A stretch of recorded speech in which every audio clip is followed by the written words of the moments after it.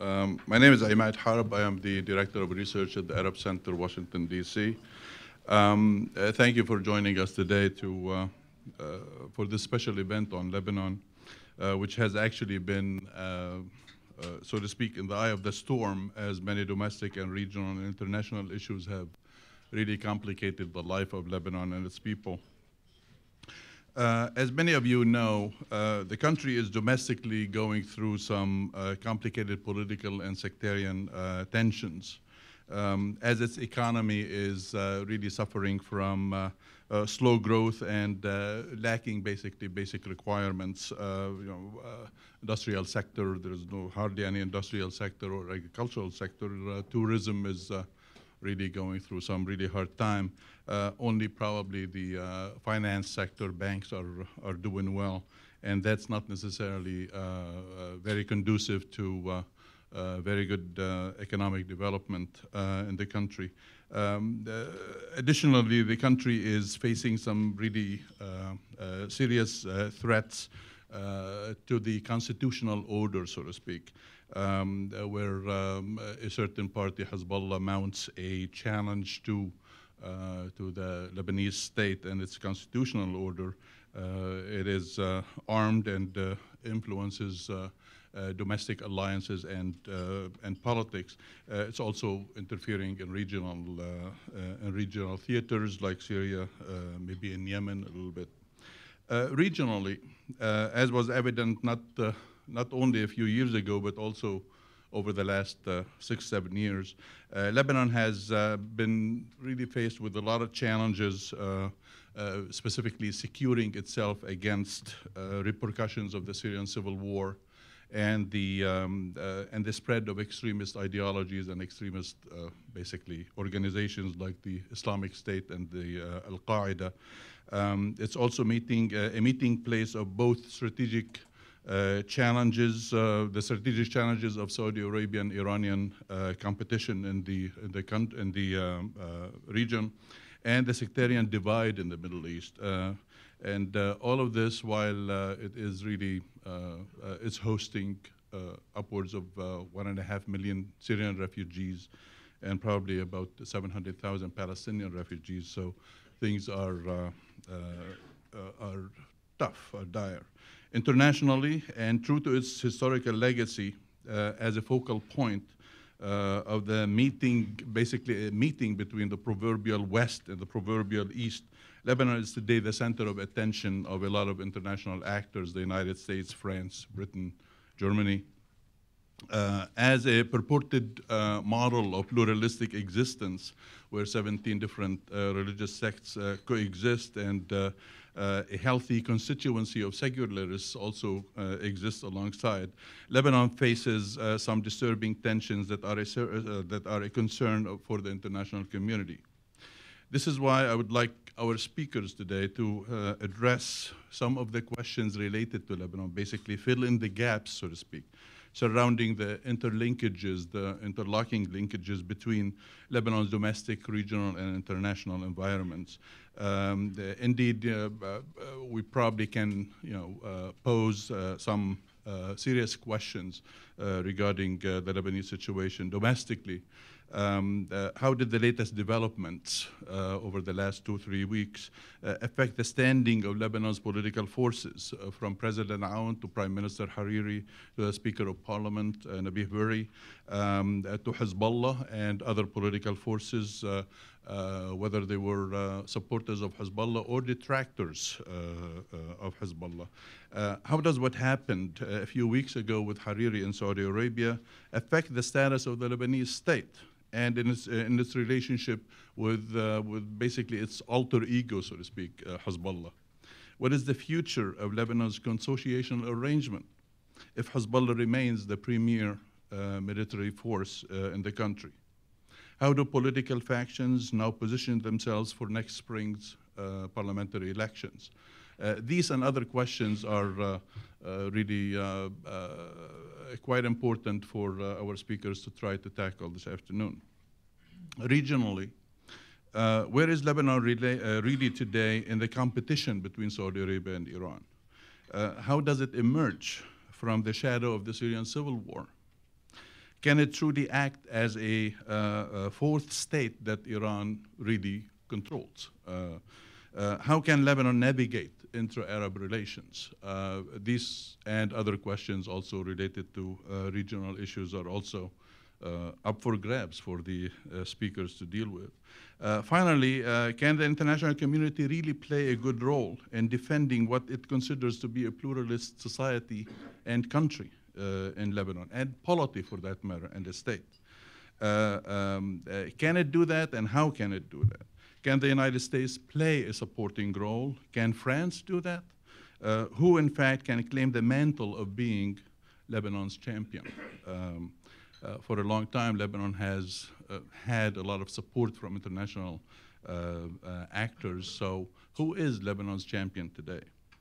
Today's panel includes some experts on Lebanese affairs who have been in the field and know the country intimately, not only because they all are of Lebanese origin, so am I, but because they have researched the country, got involved in its intricacies, met its officials, read its writers and analysts, and actually overall lived it.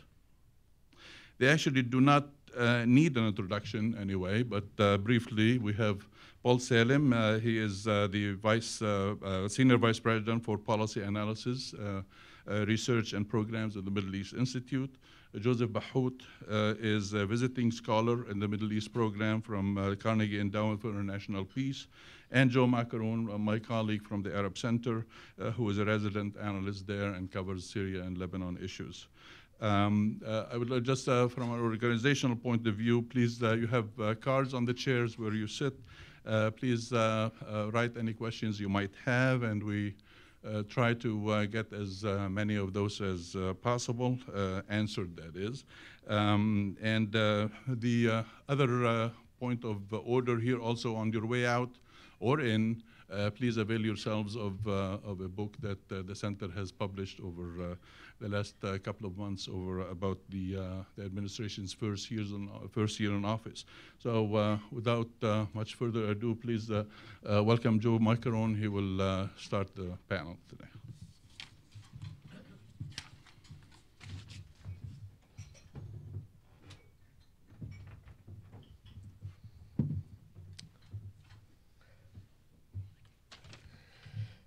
Thank you, Ahmad. Well, they picked me to be first, so Joe already booked the second place, so I was chosen to be the first to take a shot at this.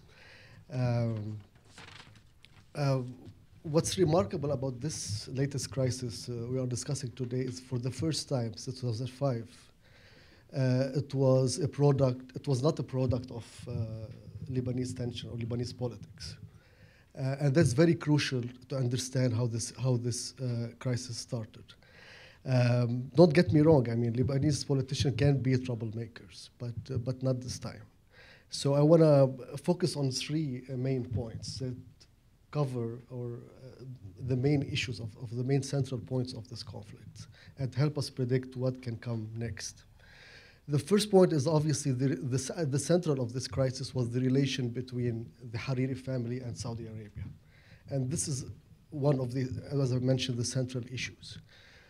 We shouldn't be surprised that Saudi Arabia treated Saad Hariri as a Saudi citizen in the last crisis.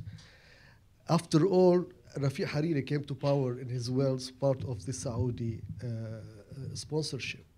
Saad Hariri was picked to carry on the legacy of his father through the decision of King Abdullah. Apparently, maybe his brother is not happy about that decision at that time. And the third point is the construction empire, Saudi OJ, which is at the core of Hariri. I read a few weeks ago, I was researching this issue, that Baha was telling a story, a conversation between him and Rafiq Hariri. He said this in 2007. Rafiq Hariri asked Baha, "What am I?" And so he told him, "You are Rafiq Hariri." He told him, "No, what am I?" He told him, "You are a businessman." He told him, "No, what am I? I am Saudi OJ." So this was the pride of Rafiq Hariri in that sense. It funded his politics. It opened the door for him in Saudi monarchy all over the world. So now, since 2013, this construction company is falling apart. And when Hariri came to power in 2016, he was in the mindset that he lost the first part, he has to carry on the second part of his legacy. So those are important things to understand the mentality, the approach of Saad Hariri at this point. The second part is we tend to forget, I mean, I think, at least in my opinion, that the second time Saad Hariri won over the Saudi leadership by points. In 2010, I remember this because I covered it very extensively. He was under Saudi pressure to open up to the Syrian regime, to the Bashar al-Assad regime. And he was reluctant because he believed that they killed his father at that time. So he complained to American officials on many opportunities. And eventually, the US pressure halted the Saudi engagement with Damascus. This eventually led to the Hariri government being ousted in 2011. And now, the second time, he resigned, or many believe it's not his will, but he came back stronger. The government didn't fall apart, and the Saudi influence basically suffered a reputational damage in Lebanon. The last thing, two things I want to mention on this first point is one of the major issues that prevented what happened is the unity of the Hariri family, which was unprecedented. What they did, and especially Bahia Hariri in that role. So what will happen next? It will not be the same. The Hariri relation with the Crown Prince Mohammed bin Salman will not be the same anymore. But he will not get out of the Saudi orbit. Make no mistake. He might have his own calculation, but he will not. His big challenge now, unlike his father was, Rafiq Hariri, politics and business went hand in hand. For Rafiq Hariri, it became a contradictory. His business and his politics now are contradictory. And this is what is turning point for him. So now he has to balance pleasing the Saudi to a minimum and trying to govern Lebanon after this resignation. The second part is Lebanese political system. Rafiq Hariri was a gigantic figure in Lebanese politics. When he was assassinated in 2005, the Saudi-Syrian alliance crumbled, basically. This alliance governed Lebanon for 15 years, from 1990 to 2005. After his assassination, Lebanon struggled. Who will cover the security? Who will manage the tension? How we will get out of this? It was a tough decade for Lebanon. 2006 war, July. 2008, the clashes between Hezbollah and the Future Movement and others. 2011, the ousting of Hariri. 2011, the Syrian revolution and the upheaval there. So they went through a lot of mistrust. Hezbollah thought that the Future Movement was asking the Saudi to help to bomb them. Saad Hariri and his group basically believed that Hezbollah assassinated their father. There was a lot of not easy issues to approach, but in 2014 it was a turning point in Lebanese politics. They came together in a basically a point of realignment between US and Iran. They reopened the security meetings, Wafiq Safa, which is Hezbollah security, and Shabat al-Ma'lumat, and the other part, they began weekly meetings between Hezbollah and the Future Movement in the house of the Speaker of the Parliament in Ain al-Tini. And this basically shifted the dynamics in Lebanon. This basically was the beginning of the Sunni Shiite truce in Lebanon. And this allowed the Christian leaders also to say, maybe it's enough for us to be on the front line of those two confrontations. Maybe we should come together. They came, Samir Geagea and Michel Aoun. It's not a perfect peace, but at least they are not fighting of each other politically. So this political system matured, and the way they dealt with this crisis reflected a maturity. With all their flaws, it reflected a maturity of the system. And you see now the dynamics is different between President Hariri, Prime Minister Hariri and President Aoun. Even Berri now is not as much antagonistic to Aoun. And I think, or I believe, that the alliance between Prime Minister Hariri and President Aoun and Walid Jumblat will be key for the election coming up next spring. While Hezbollah and Amal movement, they don't need alliances because basically they locked down their constituency and there's no competition, unfortunately, there. And the third point, quickly, before I conclude, is is the influence of external powers. And that's, Lebanon is not immune from that, as we all know. And there was a big issue since 2005, who will basically govern. And Saudi influence became weaker since 2006, when they withdrew their money from from Lebanese banks. And it was gradually basically being weaker than we could imagine. And Hariri knew that more than others, because when he was under basically fire in 2008, nobody came to help him. And this was a big shift also in Saad Hariri mindset.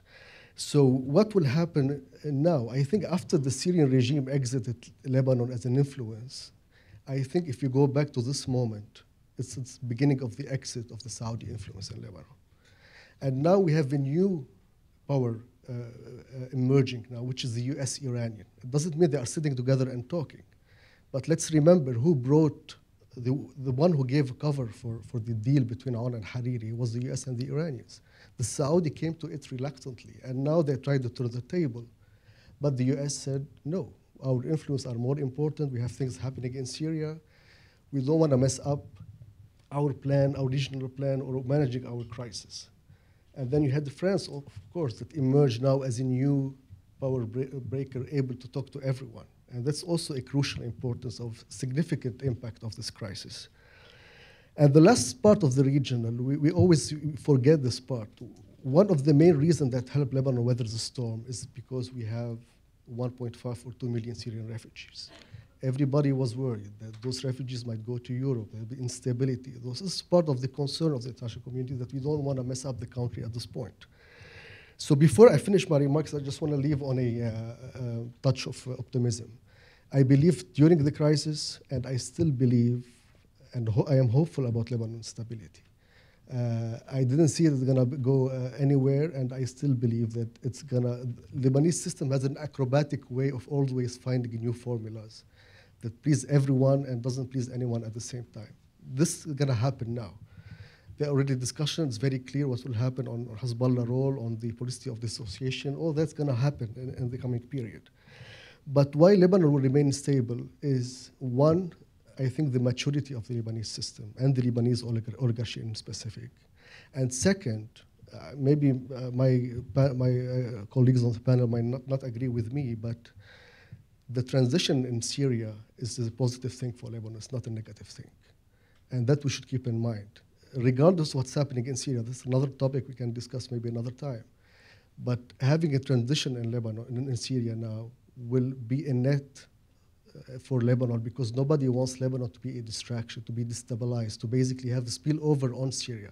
Everybody wants Lebanon to be quiet, so international rivals or regional rivals can manage their exit or their dividing of the pie in Syria. So thank you, and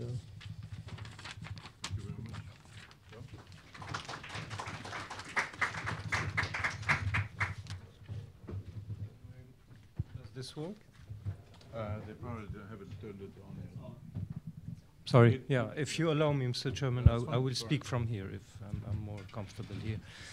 It's always very pleasant to have Lebanon on the table in Washington, D.C., because it's not a country that we talk very much about, but at the same time, every time we speak about it, it's for unfortunate reasons. So I don't know if I should be happy or sad to be able to talk about Lebanon today.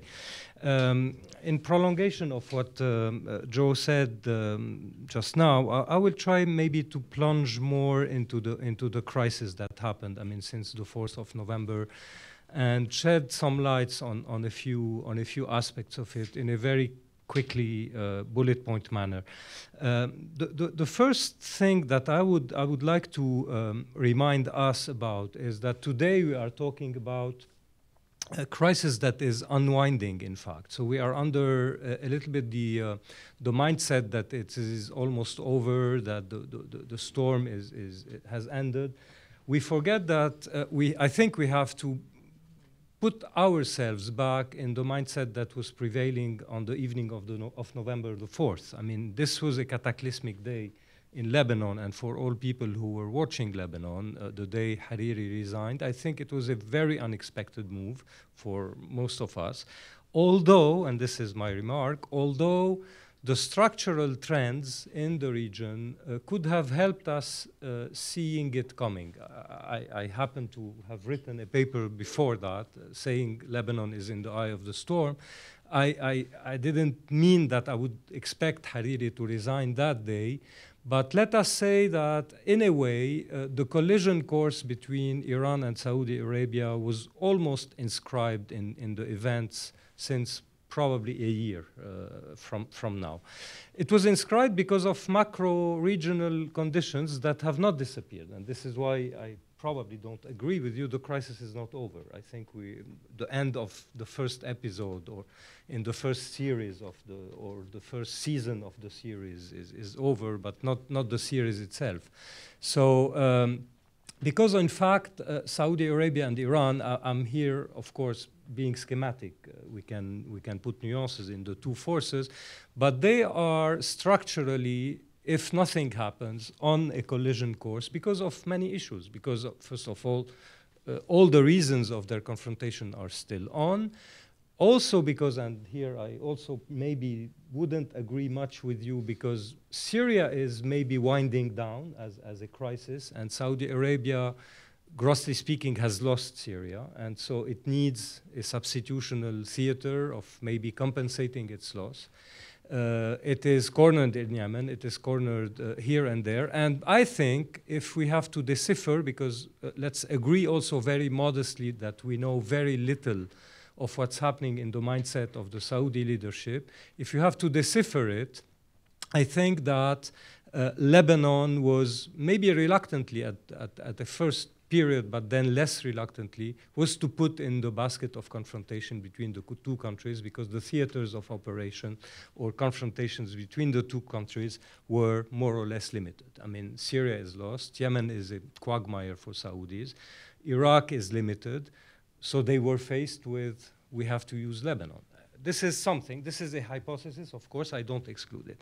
So I think that structurally we have to remember that this crisis was expectable. Once again, the day, the manner, etc., of course, was a surprise. Second point, we all agree that it's very difficult to talk about this crisis due to the enormous entanglement between the regional and the local, domestic levels. And we all agree. This is why we can't, in fact, sort it out. We can't stop some point. This is regional, this is domestic, etc. Also, I think that it's very important to remember what happened on that famous or infamous day of November 4th. You had three huge events happening at the same day.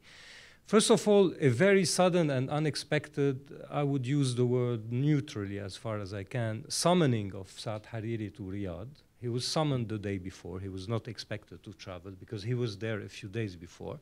And he read this statement of resignation. So this is event number one.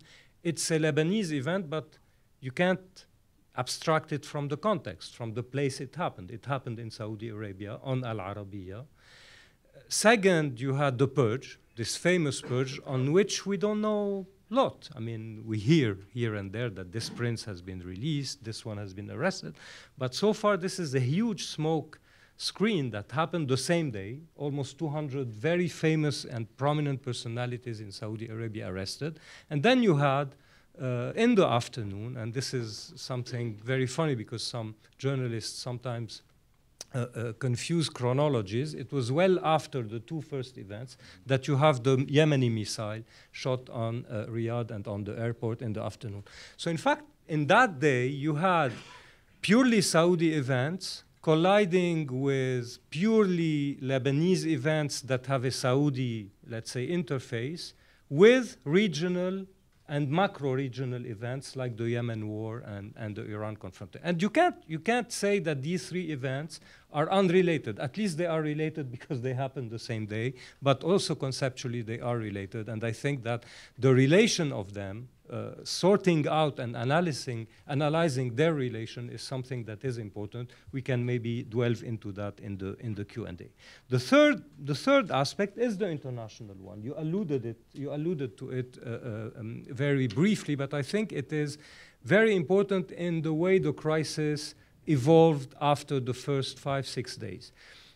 I think it's no secret today, although some of the aspects are still secretive or mysterious, that in fact a lot of international pressure occurred on the Saudi leadership in order to end this, let's say, bad feuilleton, bad series of Hariri's stay in Saudi Arabia.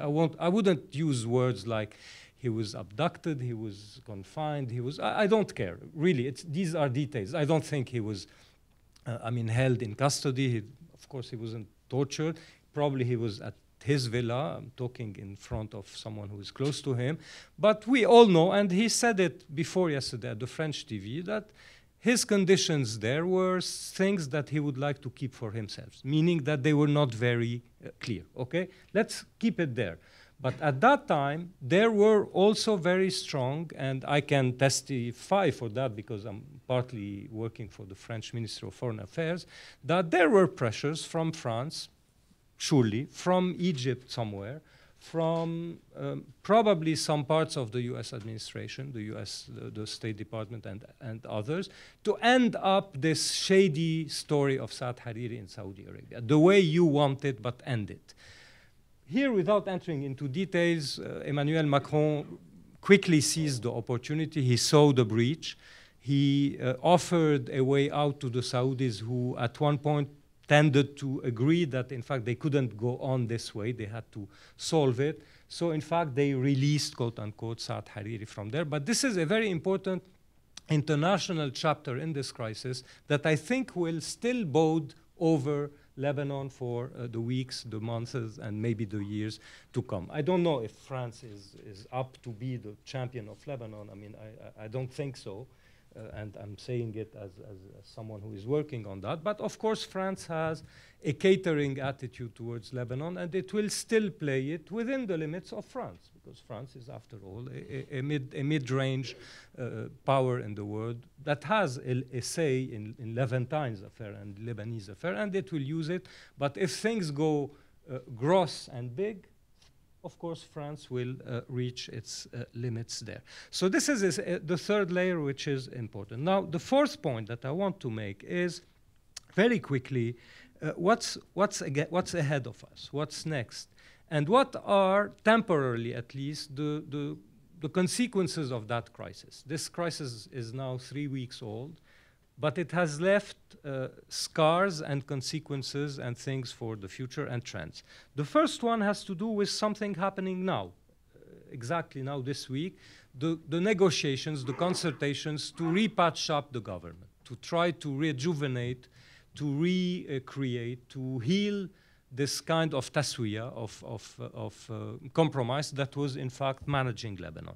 I think that this will probably be done. I think 70 against 30%, it will be done. There are chances that maybe Saad Hariri will topple the table again, but I think they are lower by the hour, and the compromise is going to be made. However, the important thing for the future is that this compromise will be made, and here I'm ready to be challenged, in a manner where, or in a situation where Saad Hariri has put himself, although he went out of this crisis stronger personally, maybe, on his kind of gravitas and etc., but politically he's weaker, because in fact, he is negotiating today from a position of weakness. I mean, very simply, if you apply game theories to that game, he could have negotiated exactly his coming back by insisting on the resignation, by coming back to Lebanon, saying, okay, I resign, this is my letter,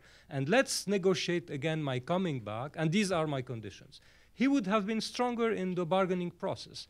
Having said, I put it on hold, mainly I'm coming back, in fact, he, in fact, completely shot his bullet and burned it before starting the negotiation. We could argue about that, but this is at least my position. And we all know that Hezbollah, beside or beyond some cosmetic, very symbolic concessions like, okay, we will be polite in our discourses, we'll stop saying that we are fighting here and there. We will stop insulting the Wahhabi system. We will not show up our fighters in Syria, etc. besides that, structurally, they cannot and they won't change course because it's not up to them, ultimately. It's something that is much bigger than Hezbollah. The second consequence, so this is the first consequence, I think that the compromise will be repatched up, but in with a different balance of power that is the one I've described. The second consequence is very interesting because it's paradoxical. It's what's happening and what will happen and what has started to happen on the Sunni scene, within the Sunni street. What is very interesting is that, and I think this is one of the most interesting aspects of Saudi politics, I think that by overplaying their hands in a way, Saudis have more or less tarnished their prestige and image in the Sunni street in Lebanon, which is in fact a street that was very much favorable to them. I mean, I don't think I'm telling you something new when I say that, for example, during the crisis, you could have asked many Sunni prominent figures or read some articles or watched Lebanese TV. Many Sunnis were saying we were not used or expecting to be treated this way by our big brother, which is Saudi Arabia. We have been more or less humiliated by Saudi Arabia. And this will leave scars, it will leave consequences that will show here and there, I don't know where, but they will show. Paradoxically, this crisis has probably reinforced and strengthened the bond between Saad Hariri and his street. And this is the gain of Saad Hariri. I said that he's negotiating from a situation of weakness. However, in his constituency, at least for the time being, it could change if the compromise is too bad for him, and this is where balances are. He is stronger in the Sunni street, and I think the rally that happened the day he came back to Lebanon was something important and showing that, in fact, he is still the patron of his street. Baha, Rifi, etc., are all epiphenomenon that will wither away ultimately when he comes back. Now, of course, this is a depletable resource with time, and if mismanagement happens, and we will see that unfolding ahead of us. The third consequence, which is more on the political scene in Lebanon, we are seeing today, maybe it's temporary, but I think it will last at least until the next elections. We are seeing a reshuffling of alliances in Lebanon. Today, you like it or not, Hariri is, I won't use the term hostage, but he is much more structurally close to people like Michel Aoun, Nabih Berri, Hezbollah, and Walid Jumblat than he is close to his former friends in the 14th of March, who are in fact accusing part of his entourage of having misled him towards a very misguided rapprochement with Hezbollah and Iran and etc. And the Hariri people, the close circle of Hariri, is accusing the Lebanese forces and others to have, in fact, helped the Saudi mount a campaign against Hariri and his rapprochement against Hariri. This will leave scars. It will leave scars in alliances for the elections. Today, for example, the scene in Lebanon is that you have these five forces that are more or less close to each other, and the Lebanese forces and some Christian figures that are left in the cold, in fact, to approach the next elections, mainly the Lebanese forces. And we will see in the coming weeks if the rapprochement again between the Lebanese forces and Saad Hariri is possible again.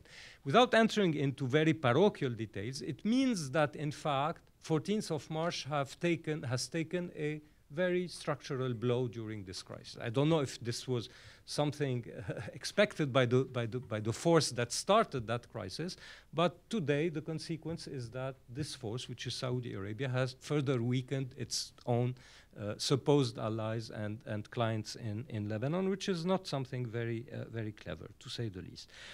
The fourth point, very quickly, because it has to do with my last conclusive point, is that all this, we have to bear in mind that all this we are talking about has an expiry date. This expiry date is the next legislative election in Lebanon, which is supposed to take place in next May. Ceteris paribus, unless something huge happens, of course. But here also it's very interesting because this attempt to repatch up the government under this form and to give a new lifeline to the compromise is in fact something very cynical, because when you decode it, what is the rationale? It's to say, let's drag on like that until the next elections. The next elections will produce a new landscape in the country, a new balance of power, whereby we won't maybe be in need of new compromises, because a new majority will emerge from, and a new majority will emerge with the balance of power and the landscape that I have just described. So the ultras who were maybe wanting to corner Hezbollah in the country will be weaker after the elections, not because the mood in Lebanon has changed, but because the alliances have been upset because of what happened in Saudi Arabia on November the 4th. So in fact, it's a very, let's say, cynical and paradoxical game, i.e. some people are probably champions of shooting themselves in the foot on that level. I won't get further on that note.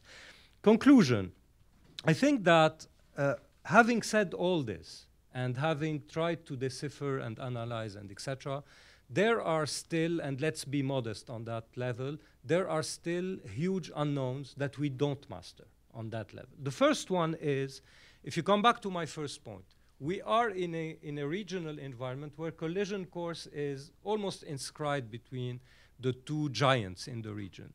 But we don't know exactly what is the Saudi endgame. I mean, what is exactly their roadmap? I don't think that in these 2 weeks, the MBS environment has decided that, in fact, no, Iran is a good actor, we have to live with Hezbollah, the things are rosy, and etc. I think that this crisis will come back under other forms. But what are the other forms? What is the confrontational course in Lebanon, over Lebanon, between Iran and Saudi Arabia? Will it be what we call, some of us, a Qatari scenario, i.e. an incremental blockage and blocus and surrounding of the country, sanctions, economic measures, and etc.? Will it be somewhere an Israeli scenario, i.e. a war in the region in the summer or later on, and etc.? What is expected? Frankly, we don't know. We don't know why the Saudis have decided on November 4th to do the purge in Saudi Arabia and to force Hariri to resign. So if we don't know the answers to these questions, we can't answer what is exactly the end game. I don't know what is the end game.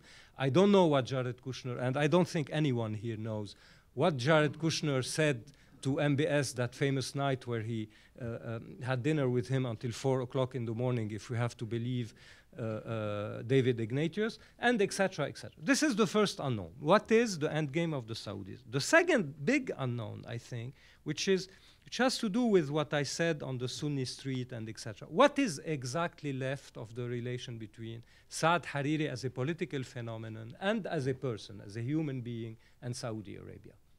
I don't know.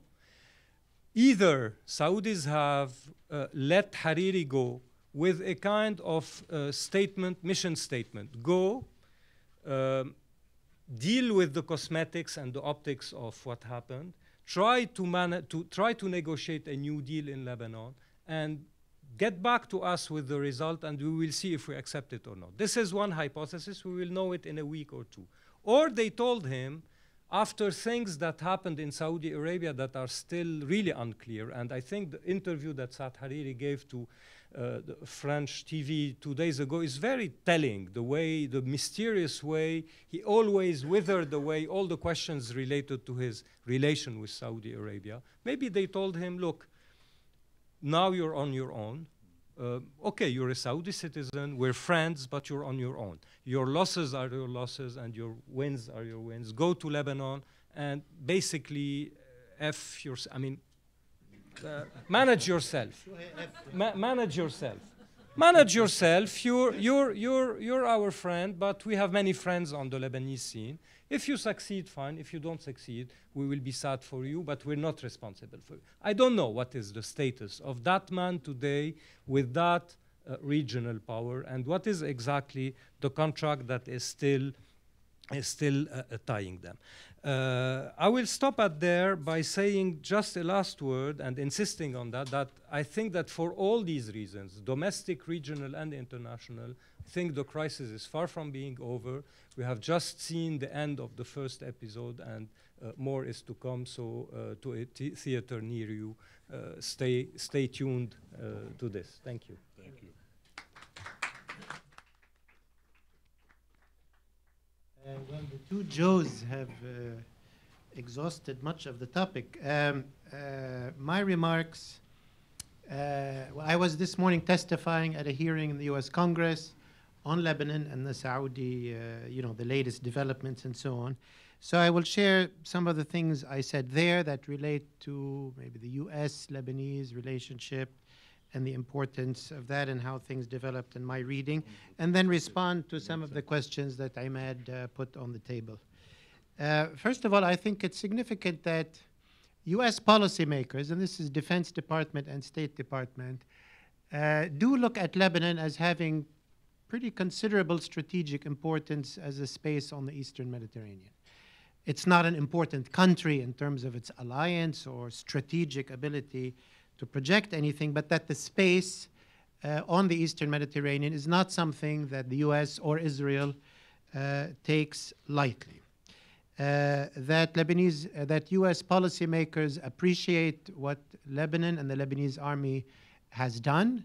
They've defeated ISIS, they've defeated Al-Qaeda, they've expelled them. They host over 1 million Syrian refugees, which, if they didn't host them, might end up with allies in Europe, destabilizing Europe. That Lebanon, despite everything, maintains a stable country. It's not a country that's collapsed and become a headache for the United States. It's a society that's maintained pluralism, openness, coexistence, and democracy, which is important in itself, but also important as diffusing extremism and radicalization, and is something something other societies can learn from. The U.S. also appreciates the role the Lebanese army and UNIFIL have in maintaining peace across the Israeli-Lebanese border for the last 11 years. That's no joke. So I was heartened before, consulting with a lot of U.S. policymakers at their understanding and their appreciation. This links also to the very effective role that U.S. State Department in particular played in quickly sort of changing the approach maybe that was coming out of Saudi Arabia right after those first few days. I think the U.S. position, diplomatic, very strong language and meetings was decisive in many cases. And I appreciate that very much, and I find that reassuring. It's also the case, a different view maybe between the U.S. and the Saudi view, at least the Saudi view that we saw around November 4, that the U.S. view is that definitely Lebanon is a contested space, that yes, Iran, Hezbollah, the Assad regime, the Russians have a lot of influence, and it's not going to be defeated anytime soon, but that they appreciate that the West, the Arab countries, Saudi Arabia and others have allies, have friends, have influence, that it's a shared space both in terms of the government and the state, certainly in terms of the army and the internal security forces, which are pretty serious and considerable, and important in terms of the population, that there's some groups that love Hezbollah, want to be with Iran, and there are some groups completely in the opposite direction, and that they appreciate that. And their approach that, okay, this is not a situation that can be won, those who want to defeat Hezbollah, that can't be done at this point. There's no way to do it. But that the option is not either win or retreat, like win or withdraw. It's holding the line. It's maintaining in a long-term way that investment, that engagement, and agreeing that this country, in a way like Iraq is, will have Iranian influence, but can also have some American influence, some Saudi opening as is happening between Saudi Arabia and Iraq, and that to recognize that there is a national sentiment, there's national institutions, even if they're not perfect. And I think this is a bit where the disagreement between maybe the U.S. and the Saudi approach at that point, that yes, we're frustrated maybe, or they could understandably be frustrated with Saad al-Hariri or this group or that group, but that cutting off support or withdrawing only makes the situation worse and only certainly strengthens what they don't want, which is Hezbollah, Iran's Assad regime, and so on. So that was an interesting way in which the U.S. was looking at it. This struggle between, Hariri, his father, many groups, the March 14, March 8, obviously is not new. Every year brings new episodes. We can go back to the phases that it went through. I would look at sort of the big picture starting in the 80s when Hezbollah really became a major investment for Syria. And this is very interesting. Obviously, Syria was the main player in Lebanon until 2005. And it's interesting to go back and see why Syria allowed Iran to make such a major, build such a major army. And it's interesting that it's after the 82 invasion and the PLO was no longer a player. There was kind of a power vacuum in South Lebanon. And it followed the Israel-Lebanon-US withdrawal agreement where Israel was supposed to get out of Lebanon, which Syria opposed because they feared if Lebanon got its territory back, Syria would lose any leverage to get the Golan back. And I think that was a key issue where they opposed it. The Soviets opposed it, and a big investment in Hezbollah was made. And this investment was built over 25 years until 2005. Syria managed Hezbollah's politics in Lebanon until it left. So you didn't see Hezbollah much in government or this or that because they didn't have to. But when the Syrians left, Hezbollah had to stand up and do it itself. And you had that period between 2005 and 2008. The Israelis tried to defeat Hezbollah. Lebanese groups tried to stand up to Hezbollah. It finally ended in the results of the 06 war and the Doha agreement, the clashes in Beirut and so on. So this is a long, long story that's been going and will not end. This will keep going in the Lebanese sort of context. I want to highlight for the Saudi this particular episode, which is not really a Lebanese episode. I mean, Lebanese prime minister was affected, so it created a crisis in Lebanon. But obviously, it was a Saudi episode. And really, my view is that the Saudi concern of the Iranian buildup of missiles in Yemen targeting Saudi Arabia is it, basically. Yes, they don't like Hezbollah. Yes, they don't like Iran. They, whatever. But Lebanon doesn't necessarily affect them directly. What happens in Syria, they don't like it, but they're not going to fight for it. And we can go back to that. But what they're beginning to see is that Iran is going to be able and is succeeding in building a missile presence in Yemen, similar to what they did in Lebanon, which started with a few stray missiles several decades ago, to build a massive missile presence in Yemen to permanently hold Saudi Arabia strategically threatened and hostage and so on. This is an existential thing for Saudi Arabia. And the number of missiles before the November 4 missile, there was around 70 missiles that were landing in Saudi Arabia. It's been an escalating concern. And I'm not at all surprised that the Saudi, in their reaction and looking around the scene, to see one of their friends, partners, allies, Saad al-Hariri, chairing a government in Lebanon, which includes a party which is helping organize missile attacks on Riyadh. Yani it's simply not, it's a no-go. And I think that is still a very, very major, it's the issue. You note that Saudi Arabia is reaching out to Iraq. Okay, there's huge Iranian influence in Iraq.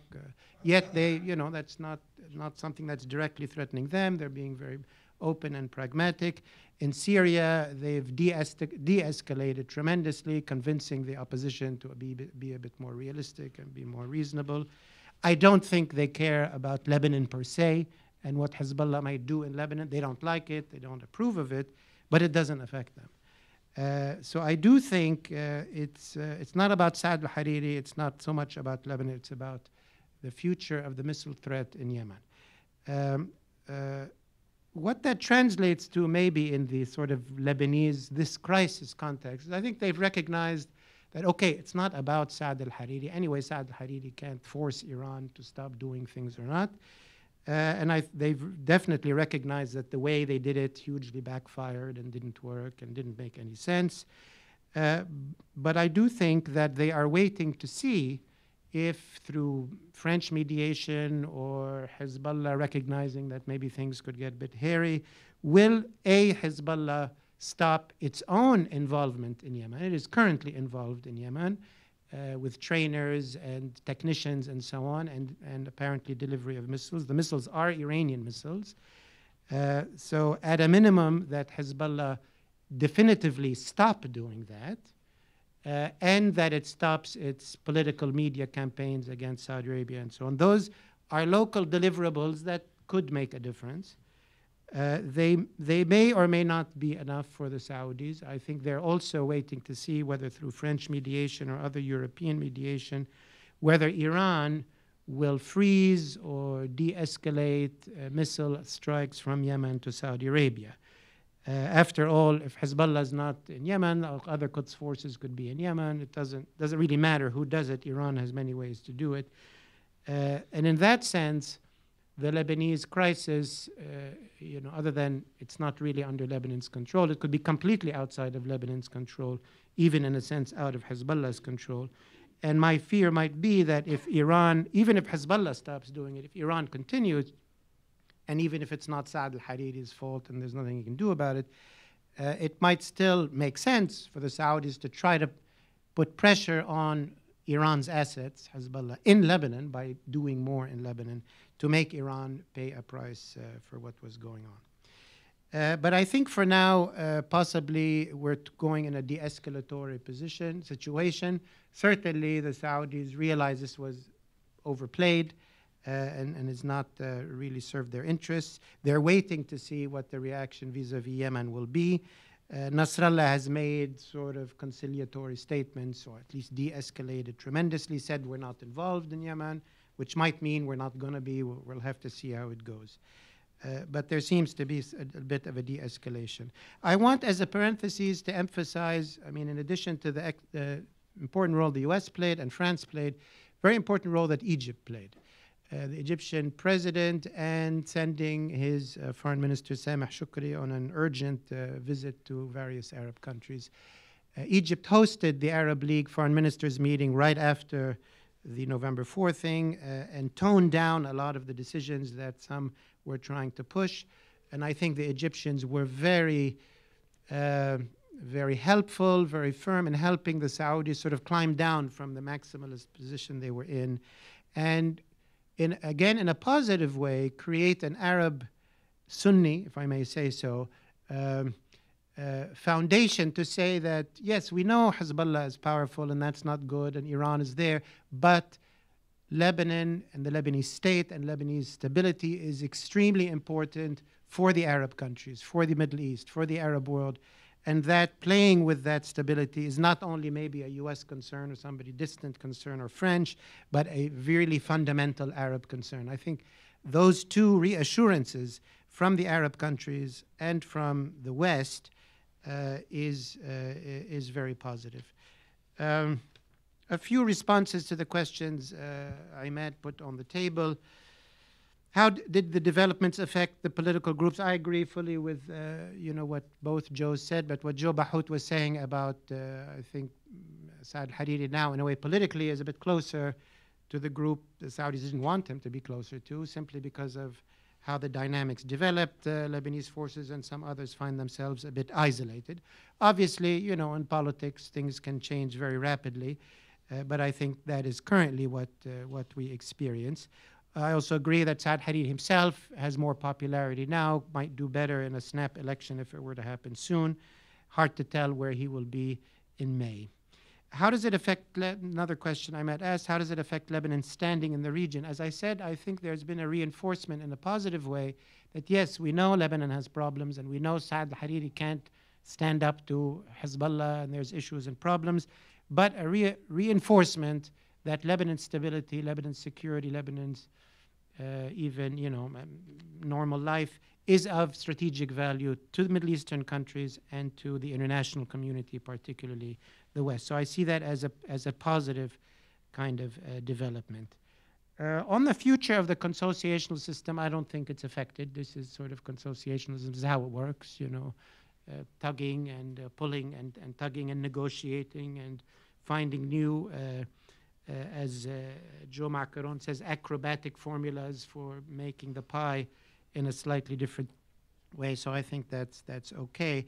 Positioning for upcoming elections, I mean, these are the first elections to take place in Lebanon on a proportional representation system. I happen to be involved in early drafts of this version of the election law, and alliances don't matter that much. You'll get what you'll get as a party or as a movement. Lebanese politicians and parties are used to alliances because they're used to the old coalition system.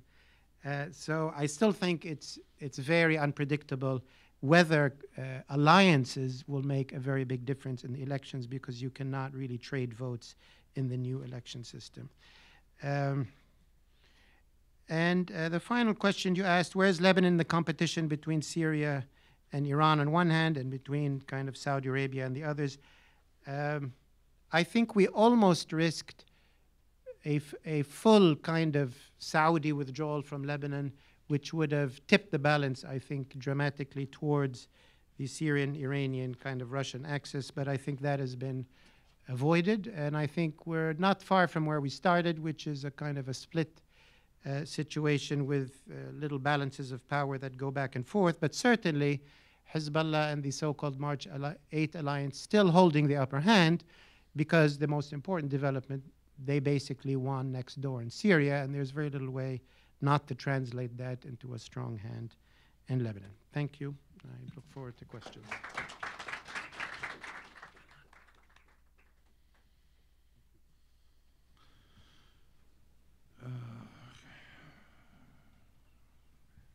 Okay, this is on, right? Please, any questions, please pass them to staff and they'll pick them up. This question is it's not directed to anybody, it's for anyone, from Milad Ibrahim from American University. Can you help explain why Saudi Arabia decided to invite the Maronite Patriarch, first church leader to visit KSA, while Hariri was or was not under house arrest in KSA?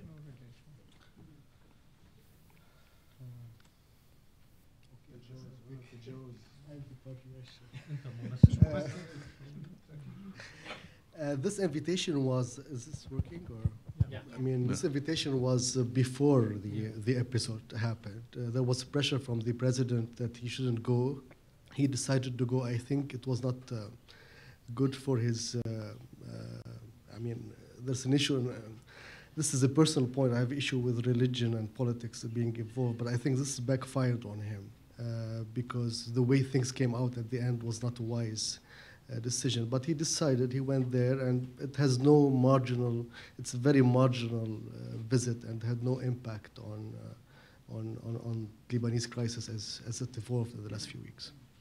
But I would say, I mean, Yeah, on the please. side of not the visit itself, but that the Saudis are reaching out, obviously, to Christian parties and Christian, not only, you know, they may be frustrated with Saad al-Hariri or whatever, but without naming too many names, they've reached out to other Christian political leaders.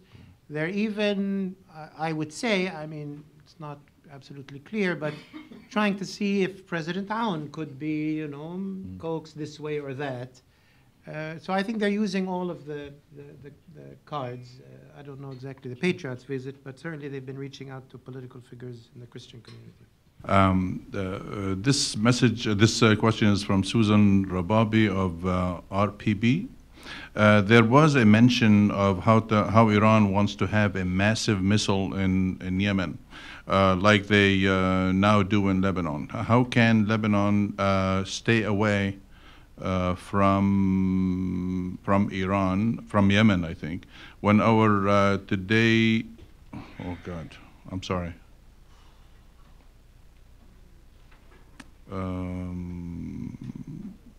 It has to do basically with how is Hezbollah going to extricate itself from the Lebanon, from the Yemen issue if Iran were to insist that no, Hezbollah would continue to help the Yemenis.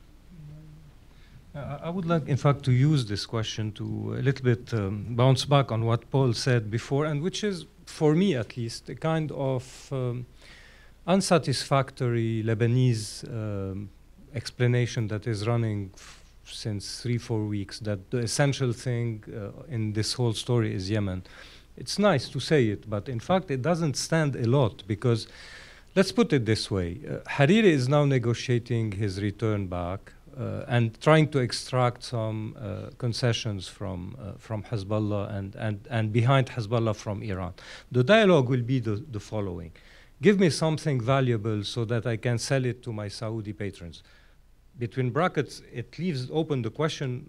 Okay, I used maybe. I'm sorry for the initial I used, but it leaves open the question of the relation between Hariri and the Saudis. Is he negotiating on their behalf, or is he trying to save his head now? Only I don't know. We don't know. But let's try to imagine this scenario. Hezbollah will tell him, look, what we can do. What I can do, Hassan Nasrallah, is to stop insulting the Saudis in my speeches, to stop talking about Yemen as a cause. Although I said it before, me, Hassan Nasrallah, and I swore that I haven't sent any pistol to Yemen. And by the way, Paul, something that is very important, on French TV 2 days ago, Saad Hariri did a huge thing against Saudi Arabia.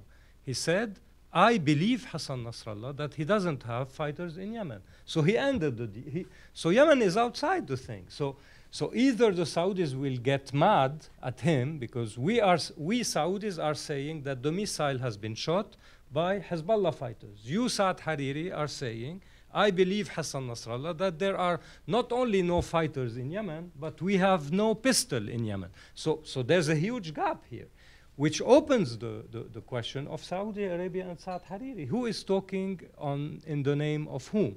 So the Yemen issue, at some point when Saad Hariri will say, okay, give me something on Yemen, they will tell him, look, in Yemen, it's an Iranian issue. Go and talk to the Iranians. I mean, by the way, and this is probably at one point, I think Hezbollah will say it to all the Lebanese forces. You spend your day saying we are an Iranian pawn. Maybe it's true. But if we are an Iranian pawn, go and talk with our masters. Go and talk to the Iranians. We can't decide to withdraw from Yemen or to make the Iranians withdraw from Yemen because we are not masters of our own decision. So you, Saad Hariri, go tell your patron, Mohammed bin Salman, to go talk to my patron, Khamenei, and deal on Yemen. I cannot deal on Yemen because I cannot deliver on Yemen. So this is why this Yemeni issue that is put as the core of the Lebanese issue is laughable, because it will, I mean, this joke will end up in 2 days. What Hassan Nasrallah can say is, okay, I will behave on the mediatic scene. I will behave on the cosmetic scene, on the optic scene, i.e. we won't show our fighters parading in Qusair or in Homs or etc. Although they did it since the crisis. They did it twice. But there was a Shia parade in Damascus a week ago, and there was the statement by the head of the Pasdaran saying the weapons of Hezbollah are staying, and Hezbollah and the Pasdarans are staying in Syria to oversee reconstruction. And no one from Hariri or from the Saudis quarreled with this sentence. So in fact, no one is really trying to pick a big fight, because everybody knows that the big fight is not between Saad Hariri and Nasrallah.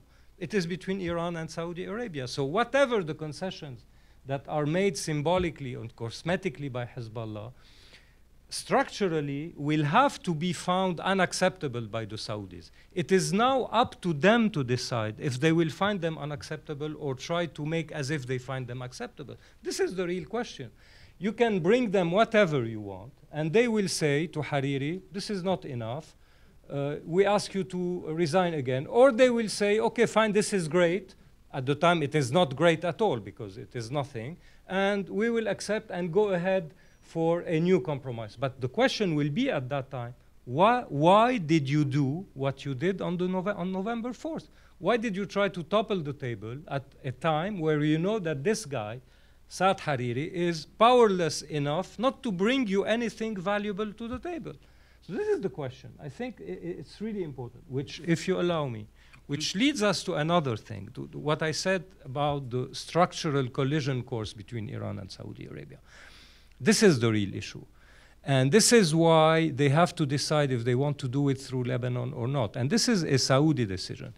To my mind, and I am ready to discuss that, I think that MBS and his strategists today perceive that they have a historical opportunity on the international level and on the regional level if not to wind down the power of Iran, maybe in their wet dreams to break Iran. They know that they have a US administration that is staunchly anti-Iranian, and this is something they haven't seen for the last 8 years. And they have an unprecedented convergence, which is open, I'm not talking plot theories here, with Israel. I mean, you have an Israeli chief of staff saying we are ready to exchange intelligence information with the Saudis against Iran. They say, okay, we have this landscape ahead of us. This will not last forever. We have 4 years, a window of opportunity of 4 years to try to use all this in order to change the equilibrium in the region. Either they will take it and try to do it, I don't know why, how, or they won't do it. Lebanon is one of the factors in this equation. It's a variable in this equation. They will use Lebanon, they will use Yemen, they will use Bahrain, they will confront Iran directly, I don't know. But this is the real question. Will the Saudi leadership use this golden opportunity it has, that it probably won't come back again, to try to topple the equilibrium with Iran in the region? This is the question. Now, what Hariri can negotiate and he cannot negotiate is really secondary towards that. Sorry to say that. If I may add, oh, I'm sorry, go ahead. No, I mean, just a quick, for me, there's a myth about the Saudi-Iranian tension, I see it. I mean, just if somebody can tell me where they are fighting. In Iraq, they are engaging the government. In Syria, they are basically out of there. And you cannot have influence in Lebanon if you don't have influence in Syria. All the dynamic changed after the Arab Spring. In Yemen, basically, everybody's looking for a way out. So I don't see the only issue, they are not talking to each other. This is where the French came in and they said we can basically be a bridge between the two. This is basically their role. But beyond that, there's no creativity in Lebanese politics. After the election, the same power gonna come back. Fewer seats here, fewer there, seats there. And we're gonna reproduce the same. So there's no basically surprises. And as long as the US and the Iranians are saying don't use Lebanon as a proxy, it's gonna be like this. The big question is not what will happen with the Saudi-Iranian. The big question is what will happen next door in Syria. This is the crucial for Lebanon moving forward. Yeah, if I may also, I mean, maybe part of the confusion is that there are two things going on at once, which are very, very different levels of importance to Saudi Arabia, certainly. I mean, clearly there's some problem between MBS and Saad al-Hariri, family issues, Fahd, this and that, Saudi OJ, they didn't like how he's behaving in Lebanon. Maybe he doesn't like him personally, I don't know. And that has a lot to do with it. Maybe it happened at the same time as the purge. He wanted to do a number of things. And now there's the other issue of, well, maybe the three issues. The second issue, which we were just talking about, the general opposition to Iran. Saudi Arabia does not have a general strategy to push back on Iran and is not investing in it as a general thing. It's not doing anything in Iraq. It's de-escalating in Iraq. It's de-escalating in Syria. In Lebanon, it wasn't doing anything really until this recent development.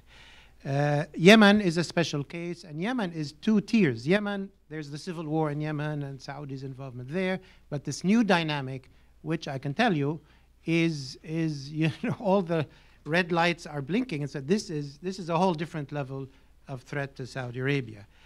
And I think this still remains the primary current threat that they're dealing with as a new development, this missile threat, and now there's also possibly other types of missiles that are being introduced into Yemen that could hit different places.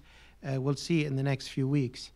I think they've had to consider, okay, what can Saad al-Hariri deliver? And I fully agree that himself cannot deliver, but that never was the concern of Hezbollah or Iran. It was never about Saad al-Hariri. It is about if Saudi Arabia wants to destabilize Lebanon, it can. And if Hezbollah and Iran want to deal for the next few years with an unstable Lebanon, that's in a way a decision they have to make. Saad al-Hariri is a bit irrelevant to this, except that he's maybe the guy who has to sit down and listen to this and that and the other thing. I don't put any stock by what Nasrallah is saying in public or Saad al-Hariri is saying in public. I think the Iranians and Nasrallah know very well that the Saudis are super angry about the missile situation coming from Yemen and that they are threatening to do something about it. Whether they will instruct Nasrallah to stop, to withdraw people, whether they will themselves stop doing it, this is a decision that Tehran has to make. But I think All the other issues that relate to Saudi Arabia and Lebanon are really not strategic for Saudi Arabia. They like this guy, they don't like, they're upset, they're pissed off. But the Yemeni issue, it's only partially relating to Lebanon, but that is a very strategic, very serious issue for them. And it is a very serious issue because it could only get much, much worse. Yeah, I wanted to bring this up earlier, but then now this note also added to the urgency of my original question is we're talking around the core, but not about the core itself. We have not talked about the Palestinian issue. Where does it come in here? How will Saudi Arabia try to address this issue, considering where things are today? There supposedly is some sort of a peace plan that's being concocted somewhere somehow, and where does Saudi Arabia standing? Where does Saudi Arabia stand on that today? Anybody? My quick response is there's no there. Yes, there were talks, and Jared came and went, and Friedman and others, but I think, as you know, to cut a long story short, after the first flurry of activity, like there was a flurry of activity with George Mitchell and Obama, I think most of the leaders in the region, many people I talked to here, and Israeli experts, there's no peace that's going to happen. The Obama administration, the Trump administration, some thought maybe they'll try a different approach, which they called the outside-in approach, that since Saudi Arabia, Emirates, and Israel have shared concerns, and with Egypt on Iran and other things, maybe they could start with an Arab-Israeli thing, peace, and then it would be easier for the Palestinians. Saudi said, hell no, we're not going to do it first, and the Palestinians don't get anything. We're not Sadat. So it's not going to happen. Right. I would say that, obviously, beyond the obvious statement, it should happen. But issues like Hezbollah and so on, the long-term, that the resolution of the Israeli-Palestinian, Israeli-Arab conflict remains a key, right. Key. It's not the only key, but it remains a huge key right. to problems like Hezbollah, Iran, or ISIS, but it ain't going to happen in this period, at least. The other thing I wanted to ask our speakers to put on their extrasensory perception hats and see what the next probably 3 months, 2 years might bring us. This probably would be something of a capper kind of conclusion for each of them. Joe? If we restrict ourselves on the Lebanese scene, I would say I think the next deadline is the elections in May, if we reach them. And I underline the if, because if there is, it depends on whether the Saudis are satisfied with the returning to the status quo ante, or they want to upscale again. If they want to upscale again, I think that the reading of the Lebanese scene today would lead them to see that they will lose elections. So they would probably have a vested interest in not having election. What to do for not having election, it's an open question. So I think that the next deadline is the elections, if they happen or not, under which condition they happen, and what will be the majority that will emerge of it. So far today, the majority that will emerge of it is not amenable to their interests. This is what I can say. Thank you. I still believe the Saudi influence is limited in Lebanon. They moving forward. I don't see a big influence. What we'll see in 3 months, 2 years, same we're seeing now, discussion between the president about dissociation, trying to divide the pie, the old habits of Lebanese politics we're gonna see. From the election, I think it's gonna happen. The preparation gonna start early next year. You will have emerged, I said in my remarks, the alliance between Aoun and Hariri and Jumblat, and of course the two Shiite political parties gonna dominate the plate. You'll have loss of more the Christian March 14 leaders.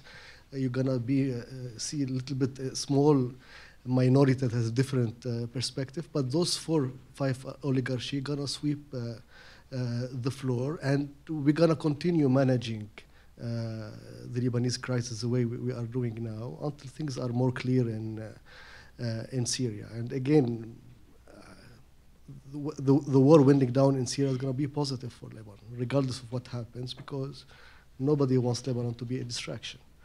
And going back to the old 2005, 2014, the US are done. We tried the war. We tried the the violent clashes on the street. Nothing worked. The only way to basically control Hezbollah is internally, is to have those political groups basically to force the head of Hezbollah.